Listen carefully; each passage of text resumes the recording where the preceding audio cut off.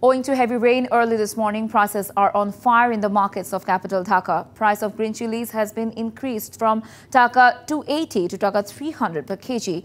Per kg of onion is being sold at Taka 110 and brinjal is being sold at Taka 120 to 140. Potato is being sold at Taka 60 to 65 per kg in Dhaka. Pointed gourd is being sold at Taka 60 and laddish finger at Taka 60 to 80 per kg. Gourd is being sold at Taka 140. Meanwhile, onion is being sold at Taka 100 to 110 per kg. Garlic at Taka 180 to Taka 220 per kg and ginger is being sold at Taka 280 per kg. Besides, broiler chicken is being sold at Taka 180 per kg in the city market and an increase of Taka 20 in few days. Shonali chicken is being sold at Taka 300 per kg and eggs are being sold at higher prices in the markets of the capital. A dozen of eggs is being sold at Taka 150.